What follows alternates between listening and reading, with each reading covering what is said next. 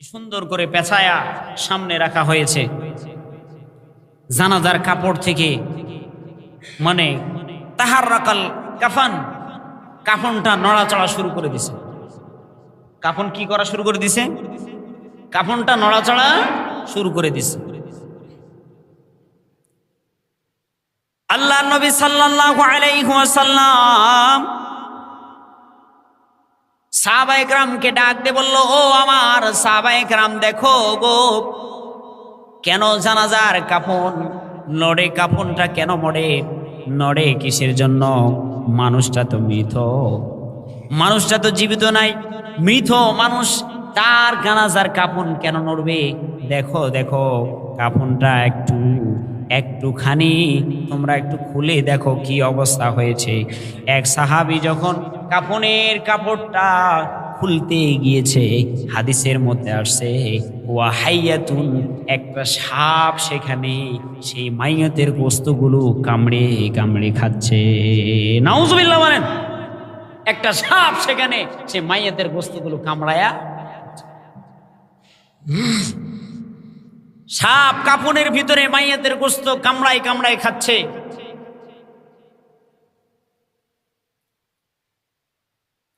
এই দৃশ্য দেখার পরে আল্লাহর নবী সাল্লাল্লাহু আলাইহি ওয়াসাল্লাম চোখ দিয়ে অশ্রু পড়া শুরু হলো, কান্না করে দিলেন। এমন কান্না শুরু করে দিলেন, নবীজির দাড়ি মোবারক পুরা ভিজে গেল। শুধু তাই নয়, নবীজির দাড়ি থেকে বেয়ে বেয়ে চোখের পানি জুব্বা মোবারকের মধ্যে পড়া শুরু হলো। সাহাবায়ে কেরাম সবাই কান্না শুরু করে দিয়েছে। আবু বকর রাদিয়াল্লাহু তাআলা আনহু একটা লাঠি নিয়ে সাপকে মারার জন্য সামনের দিকে যখন অগ্রসর হয়েছে, সাপের জবান আল্লাহ তাআলা খুলে দিয়েছে। সামনের দিকে যখন অগ্রসর হয়েছে, সাপের জবান আল্লাহ তাআলা খুলে দিয়েছে।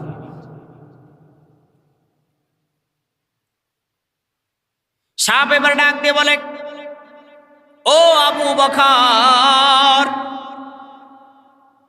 শোনো শোনো। সাপ সঙ্গে সঙ্গে কথা বলে কালিমা পড়া শুরু করে দিয়েছে। বলেন, আশহাদু আল্লাহ ইলাহা ইল্লাল্লাহু ওয়া আশহাদু আন্না মুহাম্মাদান আবদুহু ওয়া রাসূলুহু সাল্লাল্লাহু আলাইহি ওয়াসাল্লাম। সাপ সঙ্গে সঙ্গে কালেমা পড়ে সাক্ষ্য দিয়ে দিলেন, আল্লাহ ছাড়া কোনো মাবুদ নাই, হযরত মুহাম্মদ মুস্তাফা সাল্লাল্লাহু আলাইহি ওয়াসাল্লাম ও নবী, আপনি আল্লাহর রাসূল, আপনি সত্য, আপনি সত্য, আপনি সত্য নবী, আল্লাহ সত্য, আপনিও সত্য নবী। এই কথা সাক্ষ্য দেওয়ার পরে আবু বকরকে ডাক দিয়ে বলে, আবু বকর শোনো শোনো, আবু বকর, আমি তোমাকে চিনেছি, তুমি আবু বকর। সুবহানাল্লাহ, আমি তোমাকে চিনেছি, তুমি আবু বকর। দেখেন, মুমিনকে সাপ পর্যন্ত চেনে। মুমিনকে এই পৃথিবীর বুকে পিপীলিকা সহ, সমুদ্রের মাছ সহ যত কিছু আছে, একজন মুমিনকে সবাই, যদি সে ভালো ইমানদার হতে পারে, যদি সে খাঁটি ইমানদার হতে পারে, যদি সে মুত্তাকি হতে পারে, যদি সে পরহেজগার হতে পারে, যদি সে আল্লাহ ভীরু হতে পারে, তাকে সাপ পর্যন্ত।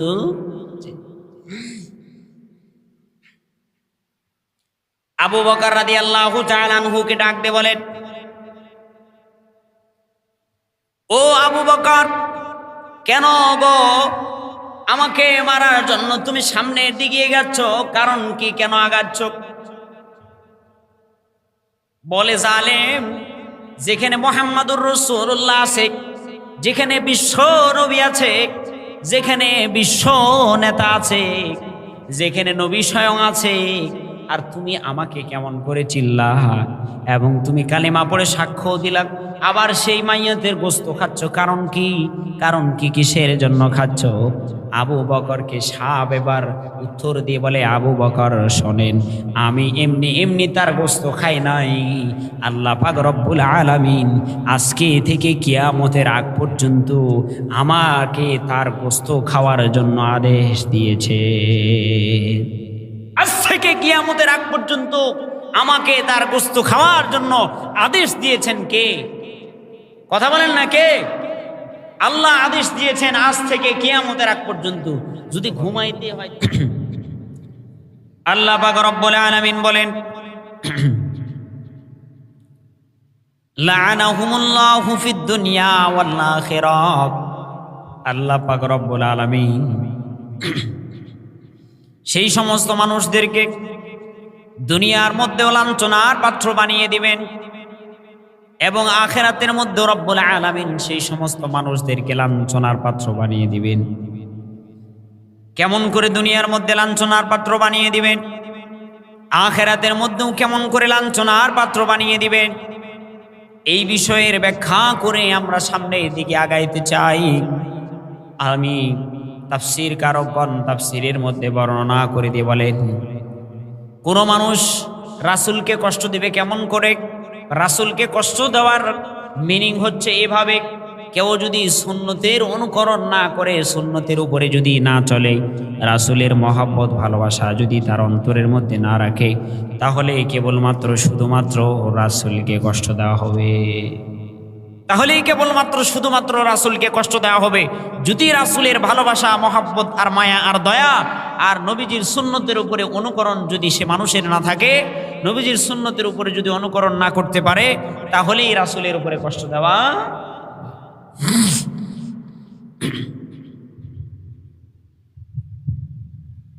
এখন আল্লাহ পাক রব্বুল আলামিন যে শরীয়ত রাসূলের উপরে দিয়েছেন, আমরা সেই শরীয়তের উপরে কে কতটুকু আমল করতে পেরেছি, কে কতটুকু সেটার উপরে চলতে পেরেছি, কে কতটুকু তার উপরে চলেছি, এটা একটু বার যদি আমরা খেয়াল করতাম, একটা বার যদি আমরা চিন্তা করতাম, ফিকির করতাম, আমার আপনার ব্রেনটে যদি আপনি এই কথাগুলো ঢুকাতাম আর এগুলো যদি বুঝবার বা বোঝার চেষ্টা করতাম, তাহলে অবশ্যই অবশ্যই আজও পর্যন্ত আপনি নামাজ তরক করে থাকতাম না।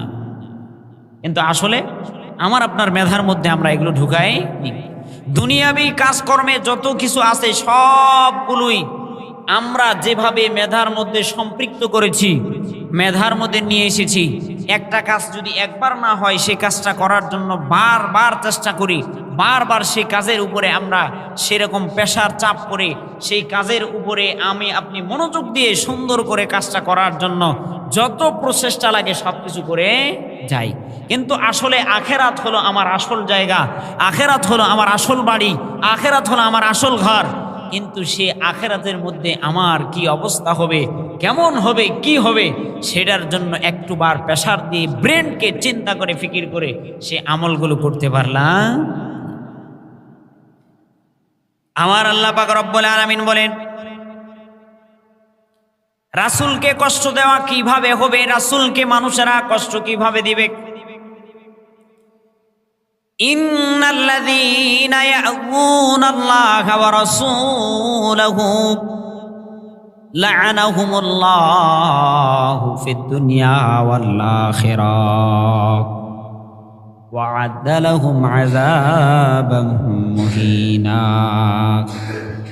আল্লাহ পাক রব্বুল আলামিন বলেন, যারা রাসূলকে কষ্ট দিবে, আল্লাহকে কষ্ট দিবে, আল্লাহ পাক রব্বুল আলামিন বলেন তাদেরকে আমি লানতের পাত্র বানাবো, ভৎসনার পাত্র বানাবো, লাঞ্ছনার পাত্র বানাবো। দুনিয়াতে, শুধু দুনিয়াতে নয়, আখেরাতেও আমি রব্বুল আলামিন তাদেরকে লাঞ্ছনার পাত্র বানিয়ে ছাড়বো। আখেরাতের মধ্যে লাঞ্ছনার পাত্রটা কঠিন হবে, অনেক ভয়ানক হবে, অনেক ভয়ঙ্কর হবে।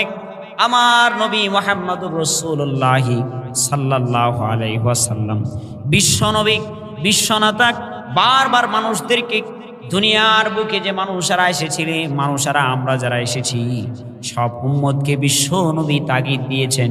বিশ্ব নবী সমস্ত উম্মতদেরকে সতর্ক করেছেন, কেননা আমাদের নবী আমাদের জন্য শিক্ষক ছিলেন। কি ছিলেন? নবী আমাদের জন্য শিক্ষক ছিলেন।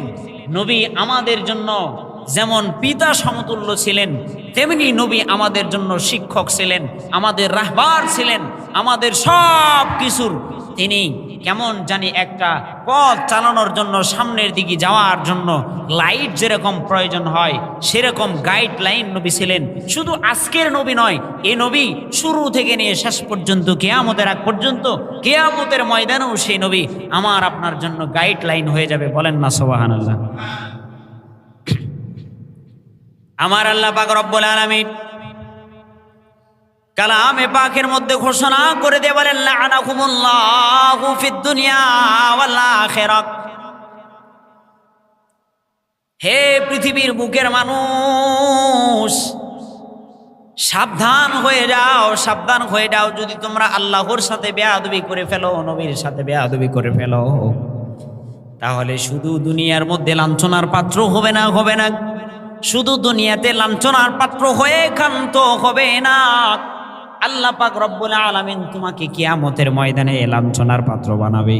আল্লাহ পাক রব্বুল আলামিন তোমাকে কিয়ামতের ময়দানে ভৎসনার পাত্র বানাবে। শুধু তাই নয়, এমন অবস্থা তোমার হবে কিয়ামতের ময়দানে 1.5 হাত নিচে যখন সূর্যগুলো চলে আসবে, মাথার নিচে আসার পরে মাথার মগজগুলো টকবক করে খুলে যখন ভাতের হাঁড়ির মতো চতুর্দিকে পড়া শুরু হবে, মানুষটা চিৎকার দিবে, ইয়া নফসি ইয়া নফসি করা শুরু করে দিবে। মানুষটা ইয়া নফসি ইয়া নফসি করবে, হায় আফসোস করবে, আর বলবে, আল্লাহ যদি পৃথিবীর বুকে থেকে আমি আমল করে আসতাম, তাহলে আজকে আমার এই পরিণতি আর হতো না। বলবে, আল্লাহ যদি পৃথিবীর বুকে আমি আমল করে আসতাম, তাহলে আজকে আমার আর এই পরিণতি, এরকম আর অবস্থা হতো। শুধু তাই নয়, কবরে যাওয়ার সঙ্গে সঙ্গে আল্লাহ পাক রব্বুল আলামিন কবরের মধ্যে সে মানুষকে যে আযাব দেওয়া শুরু করবে, সে আযাবের ভয়ঙ্কর অবস্থা এমন হবে, তার লাঞ্ছনা কবর থেকে শুরু হয়ে যাবে।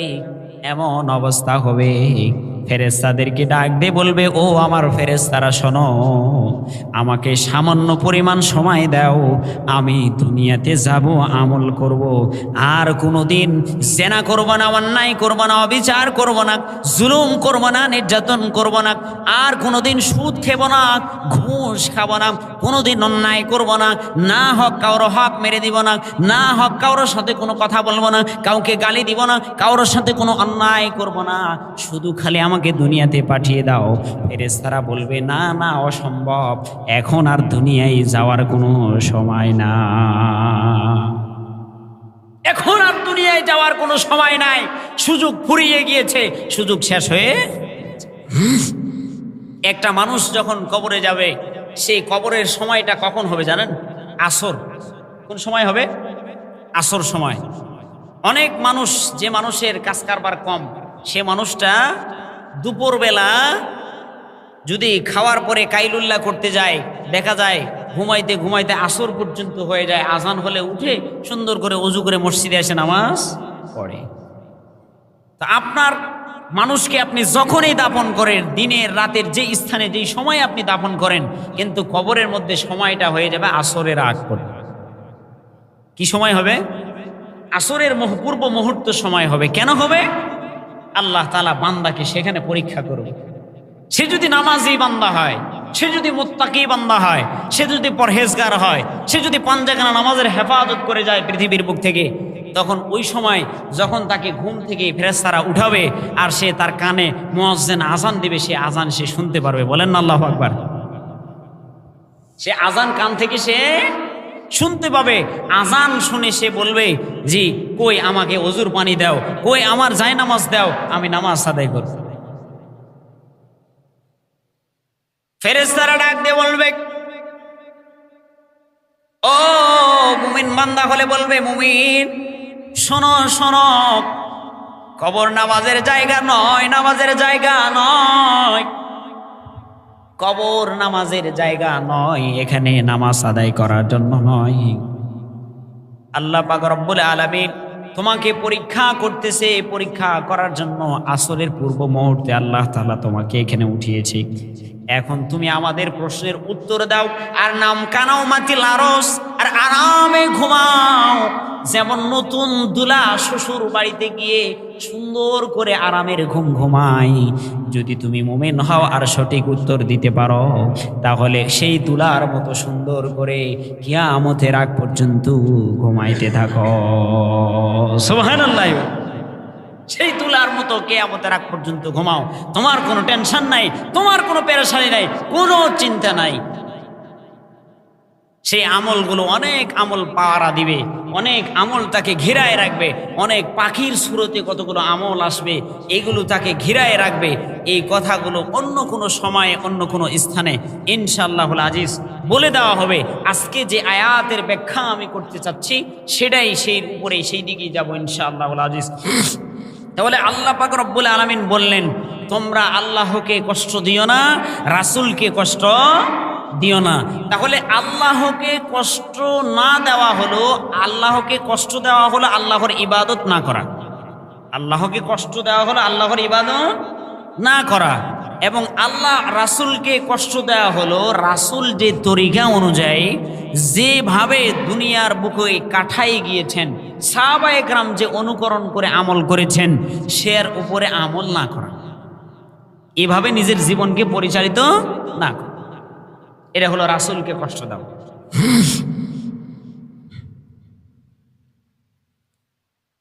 যদি এই দুই কাজ কেউ করে ফেলে, আল্লাহ পাক রব্বুল আলামিন বলেন, লাআনাহুমুল্লাহু ফিদ দুনিয়া ওয়াল আখিরাহ, আল্লাহ তাআলা তাকে দুনিয়াতে লানত দিবেন এবং আখিরাতেও লানত দিবেন। দুনিয়ার মধ্যেও আল্লাহ পাক রব্বুল আলামিন তাকে ভৎসনার পাত্র বানাবেন, আখিরাতের মধ্যে আল্লাহ পাক রব্বুল আলামিন তাকে ভৎসনার পাত্র বানাবেন। আল্লাহ তাআলা তাকে এমন কঠিন শাস্তি দিবেন, কঠিন আযাব দিবেন।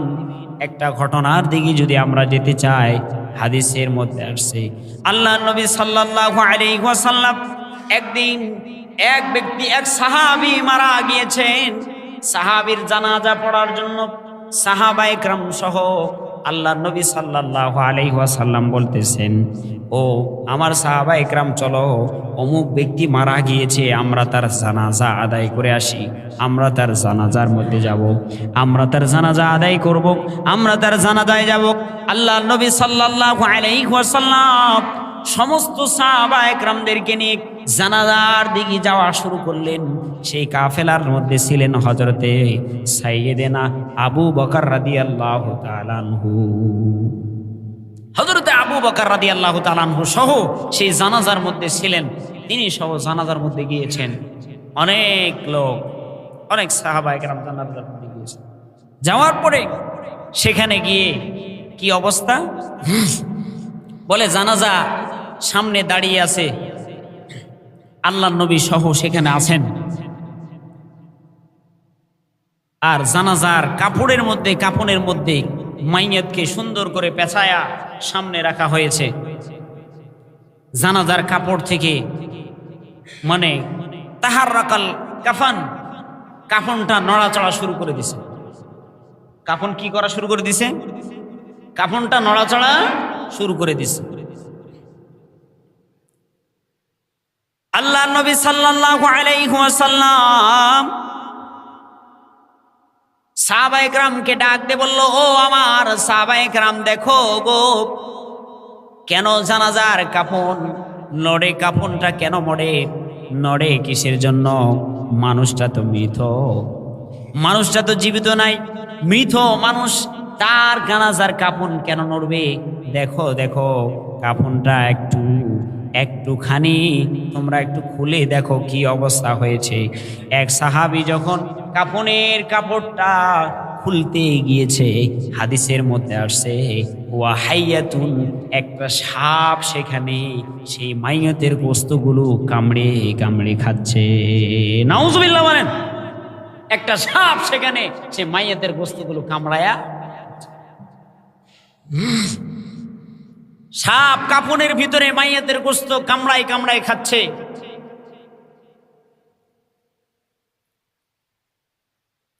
এই দৃশ্য দেখার পরে আল্লাহর নবী সাল্লাল্লাহু আলাইহি ওয়াসাল্লাম চোখ দিয়ে অশ্রু পড়া শুরু হলো, কান্না করে দিলেন। এমন কান্না শুরু করে দিলেন, নবীজির দাড়ি মোবারক পুরা ভিজে গেল। শুধু তাই নয়, নবীজির দাড়ি থেকে বেয়ে বেয়ে চোখের পানি জুব্বা মোবারকের মধ্যে পড়া শুরু হলো। সাহাবায়ে কেরাম সবাই কান্না শুরু করে দিয়েছে। আবু বকর রাদিয়াল্লাহু তাআলা আনহু একটা লাঠি নিয়ে সাপকে মারার জন্য সামনের দিকে যখন অগ্রসর হয়েছে, সাপের জবান আল্লাহ তাআলা খুলে দিয়েছে। সামনের দিকে যখন অগ্রসর হয়েছে, সাপের জবান আল্লাহ তাআলা খুলে দিয়েছে।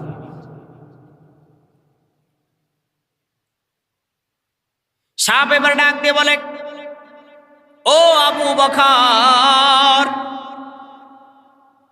শোনো শোনো।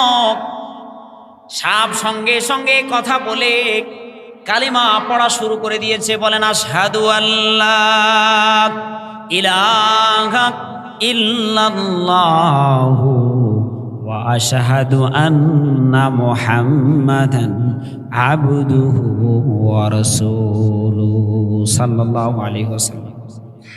সাপ সঙ্গে সঙ্গে কালেমা পড়ে সাক্ষ্য দিয়ে দিলেন, আল্লাহ ছাড়া কোনো মাবুদ নাই। হযরত মুহাম্মদ মুস্তাফা সাল্লাল্লাহু আলাইহি ওয়াসাল্লাম, ও নবী, আপনি আল্লাহর রাসূল, আপনি সত্য, আপনি সত্য, আপনি সত্য নবী, আল্লাহ সত্য, আপনিও সত্য নবী। এই কথা সাক্ষ্য দেওয়ার পরে আবু বকরকে ডাক দিয়ে বলে, আবু বকর শোনো শোনো। আবু বকর, আমি তোমাকে চিনেছি, তুমি আবু বকর। সুবহানাল্লাহ, আমি তোমাকে চিনেছি, তুমি আবু বকর। দেখেন, মুমিনকে সাপ পর্যন্ত চেনে। মুমিনকে এই পৃথিবীর বুকে পিপীলিকা সহ, সমুদ্রের মাছ সহ যত কিছু আছে, একজন মুমিনকে সবাই, যদি সে ভালো ইমানদার হতে পারে, যদি সে খাঁটি ইমানদার হতে পারে, যদি সে মুত্তাকি হতে পারে, যদি সে পরহেজগার হতে পারে, যদি সে আল্লাহ ভীরু হতে পারে, তাকে সাপ পর্যন্ত।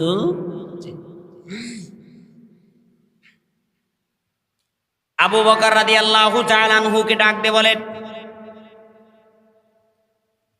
ও আবু বকর, কেন গো আমাকে মারার জন্য তুমি সামনের দিকে এগাচ্ছ? কারণ কি, কেন আগাচ্ছ? বলে, জালেম, যেখানে মুহাম্মাদুর রাসূলুল্লাহ আছে, যেখানে বিশ্ব নবী আছে, যেখানে বিশ্ব নেতা আছে, যেখানে নবী স্বয়ং আছে, আর তুমি আমাকে কেমন করে চিল্লা, এবং তুমি কালিমা পড়ে সাক্ষ্য দিলা, আবার সেই মাইয়াতের গোস্ত খাচ্ছ। কারণ কি, কারণ কি, কিসের জন্য খাচ্ছ? আবু বকরকে সাপ এবার উত্তর দিয়ে বলে, আবু বকর শোনেন, আমি এমনি এমনি তার গোস্ত খাই নাই। আল্লাহ পাক রব্বুল আলামিন আজকে থেকে কিয়ামতের আগ পর্যন্ত আমাকে তার গোস্ত খাওয়ার জন্য আদেশ দিয়েছে। আজ থেকে কিয়ামতের আগ পর্যন্ত আমাকে তার গোস্ত খাওয়ার জন্য আদেশ দিয়েছেন কে? কথা বলেন না, কে? আল্লাহ আদেশ দিয়েছেন। আজ থেকে কিয়ামত রব্বুল আলামিন বলেন, লাআনাহুমুল্লাহু ফিদ দুনিয়া ওয়াল আখিরাহ। যে আল্লাহকে কষ্ট দিবে, রাসূলকে কষ্ট দিবে, আল্লাহকে কষ্ট দেওয়া মানে আল্লাহ পাক রব্বুল আলামিন যা অবতীর্ণ করেছেন তা মেনে না নেওয়া, আমল না করা। আর রসুলকে কষ্ট দেওয়া মানে রসুলের তরিকা অনুযায়ী না চলা, রসুলের সুন্নতকে আঁকড়ায় না ধরা, রসুল দা নিয়ে এসেছেন যে পথ মত দিয়েছেন সবগুলোর উপরে আমল না করা, এটা হলো রসুলকে কষ্ট দেওয়া। এখন আমি আপনি একটু চিন্তা করে দেখি, আমার আপনার মনকে বুঝায় দেখি, আমি আপনি কি করেছি? রসুলকেও কষ্ট দিয়ে বসে আছি, আল্লাহকেও কষ্ট দিয়ে বসে আছি। আমার আপনার 24টা ঘন্টা নাফরমানির মধ্যে আমি আছি। হাদিসের মধ্যে আসছে, যখন আবু বকর রাদিয়াল্লাহু তাআলা আনহু এই কথা বলা শুরু করলেন, সাপ জবান খুলে দেখ ডাক দিয়ে বলে, হে আবু বকর, শোনো শোনো শোনো, আমি তাকে এমনি দংশন করি নাই, আমি তাকে দংশন করেছি 3টা কারণে। কয়টা কারণ হলো? কয়টা? 3টা। 1 নম্বর কারণ হলো তরকুস সালাহ। 1 নম্বর কারণ হলো সে মানুষ নামাজ তরক করেছে, নামাজ তরক করেছে, নামাজ ছেড়ে দিয়েছে। 2য় নম্বর হলো সে মানুষ যাকাত আদায় করে নাই। 3য় নম্বর হলো লা ইয়াসমাউ কাউলুল উলামা, সে আলেমদের কথা শোনে নাই। কয় নম্বর? 3 নম্বর, আলেমদের কথা শোনে নাই। লা ইয়াসমাউ কাউলুল উলামা, আলেমদের কথা শোনে নাই। আল্লাহ নবী সাল্লাল্লাহু আলাইহি ওয়াসাল্লাম বলেন, 3 কারণে তাকে এভাবে কিয়ামতের আগ পর্যন্ত সাপটা কামড়াবে, তার গোশত খাবে। কারণ হলো 3টা। 1 নম্বর কারণ হলো তরকুস সালাত, সেই মানুষটা নামাজ তরক করতো। কি তরক করতো? নামাজ তরক করতো। এখন তরক করা তো পরের কথা, নামাজ তো পড়ি না। পড়েন? নামাজ পড়েন? আজকে শুক্রবারে আসছেন, 5 ওয়াক্ত পাওয়া যায় আপনাদেরকে, কেন পড়েন না? কি সমস্যা? এই জন্য মাঝে মাঝে আলোচনায় বলি যে যেই সরকার ঘোষণা দিবে যে কোরআনের আইন চালু করবে, নিজের খায়ে নিজের যা আছে সব কিছু ব্যয় করে ওই সরকারের পিছনে ঘুরবো। কথা বলেন ঠিক না? বলেন না কেন? কথা ঠিক না? তা আপনারা যে ঘোরেন,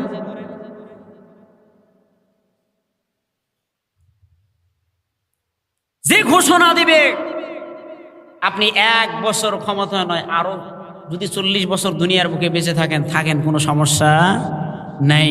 কিন্তু কথা হলো কোরআনের আইন চালু যদি করেন, আমরা আপনার পিছনে দৌড়াবো ইনশাআল্লাহ। আর না হলে আমাদের কথা শোনেন। তরকুস সালাত ও মানিউজ যাকাত লা ইয়াসমাউ কাউলুল উলামা। 1 নম্বর নামাজ তরক করেছে, নামাজ পড়ে নাই। 2 নম্বর যাকাত আদায় করে নাই। 3 নম্বর লা ইয়াসমাউ কাউলুল উলামা, আলেমদের কথা শোনে নাই, আলেমদের কাছে বসে নাই, আলেমদের কথা শোনে নাই। কথা বলেছে বলে হুজুর তো বুদ্ধি জমায় আলোচনা করে, বাড়ি থেকে বসেও তো শুনতে পাই, শুনি আমল করি, না করি নাই করি, শুনি আর শুনি, আমল করলে করব, না করলে নাই করব। কিন্তু আমার আল্লাহ পাক রব্বুল আলামিন হাবিব দ্বারা জানিয়ে দিচ্ছেন 3 কারণে তাকে মুহাম্মাদুর রাসূলুল্লাহ সাল্লাল্লাহু আলাইহি ওয়াসাল্লামের সামনে সাপ কামড়ায়া তার গোশত খায়। ও দোস্ত, মায়ার অন্তর নিয়ে বলতে চাই, পৃথিবীর বুকে আপনি যত বড় মানুষ হন না কেন, যত বড় ক্ষমতাশালী হন না কেন, যত পাওয়ার আপনার থাক না কেন, পৃথিবীর বুকে শ্রেষ্ঠ আলেম যদি আপনার জানাজা পড়ায়, আপনার জানাজার ইমামতি করে, তারপরেও কোনো কাজ হবে না। কথা বলেন ঠিক না? তারপরে কোনো কাজ হবে? যেখানে মুহাম্মদুর রাসূলুল্লাহ সাল্লাল্লাহু আলাইহি ওয়াসাল্লাম স্টিল যেখানে আছেন, যে জানাজায় উপস্থিত আছেন, সেই জানাজার মধ্যে সাপ কামড়ায়া গোশত খায়। আল্লাহ পাক রব্বুল আলামিন আসমান থেকে ডাক দিয়ে বলে, ও আমার দোস্ত, আমার হাবিব, শোনো, যদি জানাজা আদায় করতে চাও করতে পারো, কোনো সমস্যা নাই, কিন্তু তারপরেও তাকে আযাব দেওয়া, তারপরেও তাকে কি দেওয়া হবে? আযাব দেওয়া।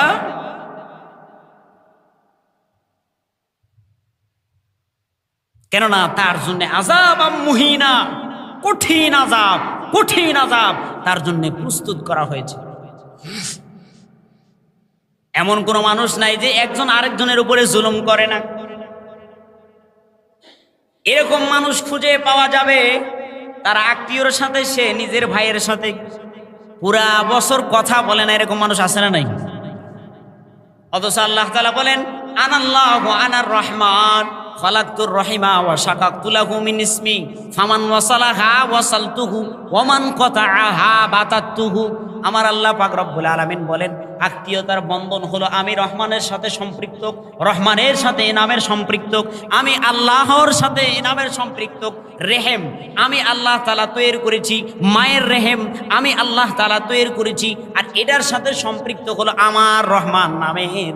কেউ যদি আত্মীয়তার সম্পর্ক ছিন্ন করে থাকে, সে আমার সাথে তার সম্পর্ক ছিন্ন হয়ে যাবে। যে আত্মীয়তার সম্পর্ক ছিন্ন করবে, তার সাথে কার সাথে? আল্লাহর সম্পর্ক ছিন্ন হয়ে। খালাকতুর রহিমা ওয়া শাকাকতু লাহু মিন ইসমি ফামান ওয়াসালাহা ওয়াসালতুহু। যে আত্মীয়তার সম্পর্ক ঠিক রাখবে, নবী বলেন, আল্লাহ তাআলা নবী দ্বারা জানিয়ে দিচ্ছেন, আমি তার সাথে আমার দোস্তি ঠিক রাখবো। বলেন না সুবহানাল্লাহ, বলেন না সুবহানাল্লাহ। যে আত্মীয়তার সম্পর্ক ঠিক রাখবে, আল্লাহ তাআলা বলেন, আমি তার সাথে আমার দোস্তি ঠিক রাখবো। ফামান ওয়াসালাহা ওয়াসালতুহু ওমান কাতাহা বাতাতুহু, জাহান্নামে যায়। দরকার নেই, গেট আউট। তোর দরকার নেই, গেট আউট। তাহলে মানিউজ যাকাত তারকুস সালাত লা ইয়াসমাউ কাউলুল উলামা। এখন তো আলেমদের কথা শুনতে মনে চায়, যদি একটু কথা বেশি হয়ে যায়, আবার হুজুর বেশি কথা বলে, নামাজ শিখাবেন আমাকে, খালি ওয়াজ করেন। কি ওয়াজ করেন? আমার আল্লাহ পাক রব্বুল আলামিন কালামে পাকের মধ্যে আয়াত দিয়েছেন অনেক, তার মধ্যে 550 আয়াত দিয়েছেন যেগুলো পৃথিবীর বুকে জমিনে বাস্তবায়ন করা প্রতি মুসলমান নর নারীর জন্য ফরজে আইন। কি ফরজে আইন? ফরজে আইন মানে করতেই হবে, নামাজ পড়তেই, না পড়লে কোনো ক্ষমা নাই, গতি নাই। 1 নম্বর কি পাইলেন? তরকুস সালাত, নামাজ ত্যাগ করেছে, এই জন্য তাকে নবীর সামনেই কামড়ায়া কামড়ায়া কামড়ায়া কামড়ায়া তার গোস্ত খাচ্ছে এবং সাপ উত্তর দিচ্ছে যে আজকে পর্যন্ত নয়, আমি তাকে কিয়ামতের আগ পর্যন্ত তার গোস্ত ভক্ষণ করব। শুধু আজকে নয়, শুধু আজকে নয়, শুধু আজকে নয়। এখন তো আলেমের কথা শোনা তো পরের কথা, আলেমকে কষ্ট দিবে, ইজা দিবে কিভাবে, এই সমালোচনায় আর এই ইজায় সব সময় আমরা ব্যস্ত। কিভাবে কষ্ট দেওয়া যায়, কিভাবে তার উপরে জুলুম করা যায়, কিভাবে তাকে 4 দেওয়ালের মধ্যে বন্ধ করা যায়। এই জন্য আল্লাহ পাক রব্বুল আলামিন বলে, মুমিন দাবি করলে চলবে না। ইয়া আইয়ুহাল্লাযীনা আমানুত্তাকুল্লাহ ওয়া কুলু কাওলান সাদীদা ইসলিহ লাকুম আমালাকুম ওয়া ইয়াগফির লাকুম যুনুবাকুম ওয়াল্লাহু গফুরুর রহিম। আমার আল্লাহ পাক রব্বুল আলামিন বলেন, যদি তুমি ইমানদার দাবি করো, আমাকে ভয় করো, কুলু কাওলান সাদীদা, সঠিক কথা বলো। কি কথা? সঠিক কথা বলো। খালি জিলাপি খাওয়ার কথা বললে চলবে? খালি জিলাপি খালি চলবে? খালি জিলাপির কথা বলবেন, নরম নরম কথা চলবে না। সঠিক কথা বলো, তাহলেই তুমি তোমার ইমানকে পাকা করতে পারবে, তোমার ইমানকে মজবুত করতে পারবে, তোমার ইমানকে ঠিক করতে পারবে। কথা বলতে হবে কি? সঠিক কথা। যদি কোরআনের আইনকে, কোরআনের কথাকে, যদি হাদিসের কথাকে গোপন করো, খবর আছে। কি আছে? খবর আছে। তরকুস সালাহ মানিউজ যাকাত লা ইয়াসমাউ কাউলুল উলামা। আর যে আলেম সঠিক কথা বলে আর তার কথা যে না শুনবে, তার ব্যাপারেই বলা হচ্ছে, তাকেই সেভাবে কষ্ট দেওয়া হবে। যদি পৃথিবীর শ্রেষ্ঠ আলেম মক্কা মদিনার ইমামও যদি আসে আপনার জানাজা পড়ায়, কোনো কাজ হবে? কথা বলেন না কেন? কোনো কাজ হবে না, কোনো কাজ হবে না। মক্কা মদিনার ইমাম আসলে জানাজা পড়ালে কোনো কাজ হবে না। এই জন্যে লানাহুমুল্লাহু ফিদ দুনিয়া ওয়াল আখিরাহ, এই মানুষটা দুনিয়া তো আল্লাহ তাআলা তাকে লাঞ্ছিত করেছে এবং আখিরাতে কিয়ামতের আগ পর্যন্ত তাকে দংশন করবে, কিয়ামতের আগ পর্যন্ত তার গোশত খাবে। ও বন্ধু, ও দোস্ত, বুঝাইতে চাই, বলতে চাই, এখনো পর্যন্ত সব কাজ হলো, সব কিছু করতে পারলেন, কিন্তু সময় অনুযায়ী নামাজ আদায় করতে পারতেছেন না। আপনার মতো হতভাগা আর কেউ নাই যে আল্লাহ খাওয়ায়, যে আল্লাহ পড়ায়, যে আল্লাহ এত কিছু দিল, যে আল্লাহ এত কিছু করলো, সে আল্লাহর গোলামি করতে পারলেন? আল্লাহ পাক রব্বুল আলামিন আমাদের